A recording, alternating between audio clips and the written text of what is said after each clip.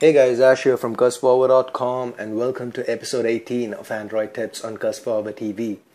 So for the last 4 videos, we've been taking a look at the best launchers that Android has to offer. So far we've taken a look at 12 launchers. Don't worry if this is the first video you're watching. At the end of this episode, I've got all videos annotated onto the video, and all the links to the previous episodes are there in the description as well. So the launchers are not ranked in any particular order, so you can just pick up any episode and start watching. So right now, let's pick up where we left off at the end of the last video. Launcher number 13 on the list, Smart Launcher. So once you install Smart Launcher, this is what you see. So just run through the setup. You will be asked to select your preferred application. So do you like going into contacts to call somebody, or do you go into phone? I go into phone. Similarly for your browser, let me choose Chrome. So this is the screen. This is your home screen. Just one screen here, that is for Smart Launcher. You can access the apps that Smart Launcher feels most important right from here. You can change this as well.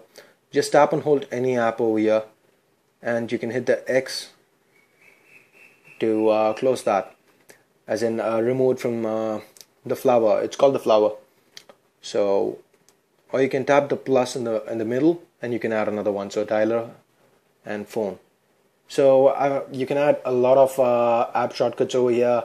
I've added well above 20 shortcuts, and it still works. So tapping this takes you to your app drawer.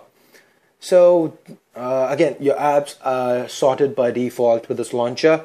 So they're sorted into communication, internet, games, media, utility, and settings.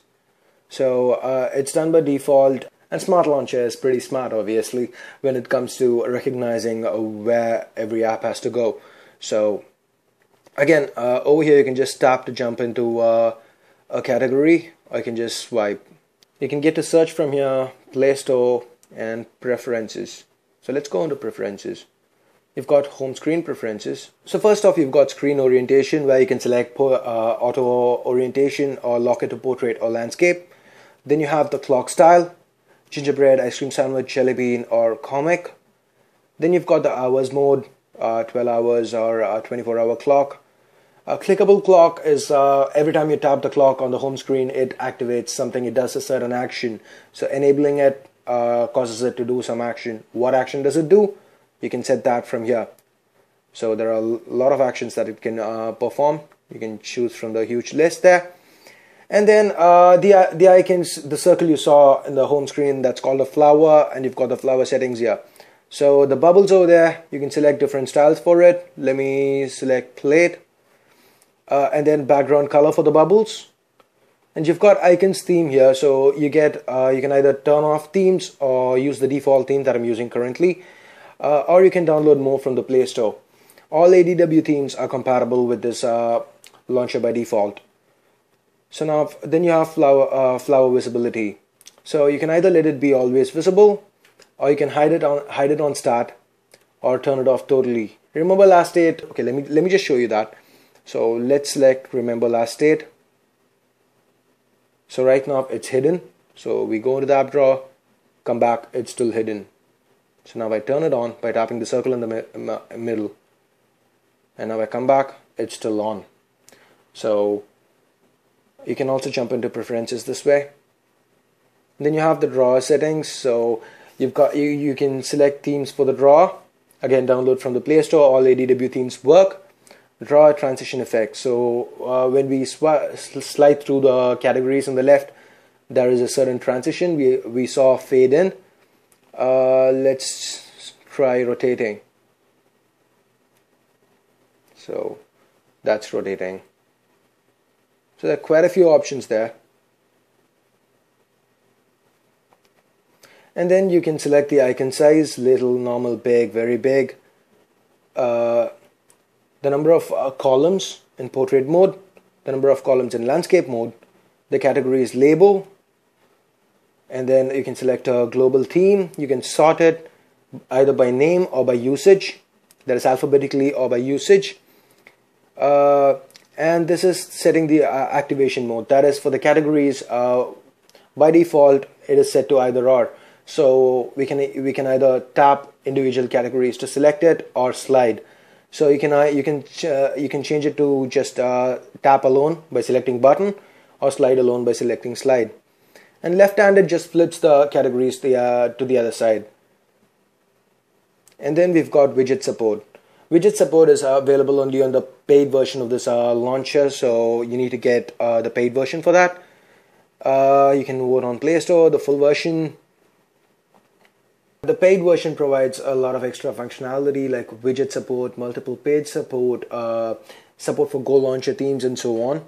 Smart Launcher is also very light on RAM usage, consuming about 20 MB of RAM at most times. So that's Smart Launcher for you. The direct link to download this from the Play Store is there in the description. So next up, we've got Holo Launcher HD. Holo Launcher HD is yet another launcher that gives you a stock Android feel to it, stock Jelly Bean feel to it, with a few tweaks. Obviously, it's similar to the Nova Launcher. So you can just drag one icon on top of another, create a folder. You've got a scrollable dock where you can add extra icons. You've got multiple home screens. Okay, let's quickly go into settings, launcher settings. So under general settings, you've got your screen orientation, keeping it in memory. Keeping it in memory just doesn't unload your launcher from memory each time you open up a different app or something. So it kind of makes getting back to the launcher a lot smoother because it doesn't have to redraw every time. So if you have a phone with at least 1 gig of RAM, you can just select keep in memory.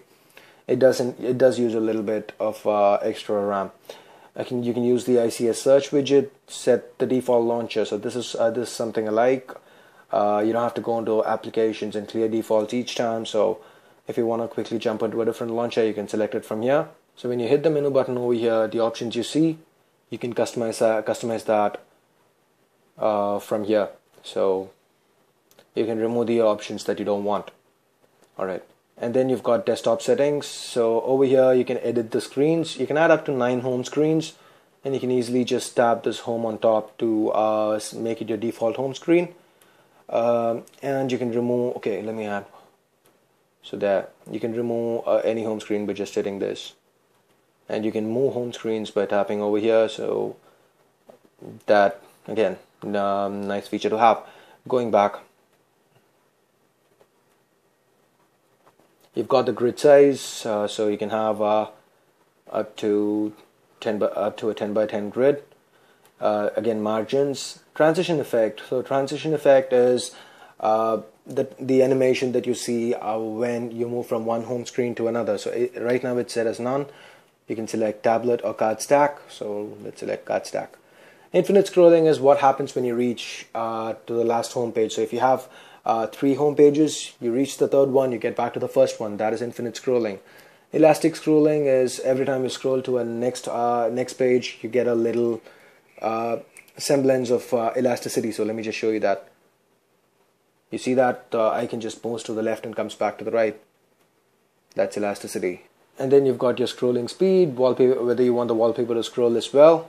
Indicator settings, persistent search bar. You can hide the status bar. You can hide shadow at the top and bottom. Hide crosshairs. Crosshairs is when you tap and hold the icon and try to move it, you get the little pluses below. That's the crosshairs. Auto stretch. So if you have this checked, as per your grid size, any icons or widgets will stretch to occupy the space. And then you have your drawer settings. Again, similar options. You've got your drawer style. So either it's horizontal or vertical. And then you can hide apps that you probably will never use. And you can select the grid settings for portrait or landscape modes. Again, transition effects here. Infinite scrolling speed. Drawer tabs is I'll show you what drawer tabs are. And that's it. You've got open close animations. Again, I'll show you what that is. So this is the open close animations. You can see the drawer kind of flying in. That's the open close animation. These are the tabs, and you can either have it as a vertical continuous list or pages. So that's horizontal paginated. So then you have the dock settings. You can select how many docks you want and how many icons per dock.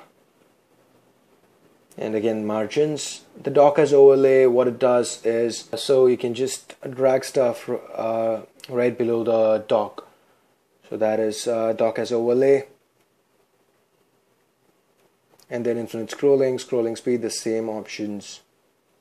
Okay, about the indicator, I'll get to that in a moment. Hide the dock divider is the line you see between the dock and the home screen. That's the divider. So this is the indicator. When you move, you can see this blue indicator there. That is the indicator. Again, it works with the dock as well. So that is the indicator option in the launcher settings. And then you've got appearance settings. So here you ADW themes work with Holo Launcher, so you can get that. Again, you can hide icon labels. That is, below the icon you have the app label. You can hide that. You can change the color. The folder preview is, so right now in this folder you see each icon listed behind one another. So going into launcher settings, appearance settings, you change the folder preview, into say fan. Now you see it this way. So it's the way the folders look. That is the folder preview. The background of the folders, right now it's in the circle. The folders appear as circles. You can change it to square or custom. Icon sizes, text size. You can hide the icon labels in the desktop.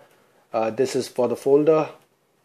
This is in the desktop. I can hide the icon label shadow, labels in single line. A lot of settings. A lot of customization settings there. Unread count settings is when you have a missed call or you have a unread message, you see the little the number on top of the icon. That is the unread count settings, and that's available only with the Pro version or the Plus version. That's the paid version of the app. Gestures, you've got a few gestures. Let me show you. Just swipe up, it gets you your menu. Swipe down, notification bar. So this can be changed as well. You've got long pressing the menu key takes you to search. You can change all these. Home key to default screen. Just a few basic gestures. And then you can back up all your settings and restore it at a later point of time.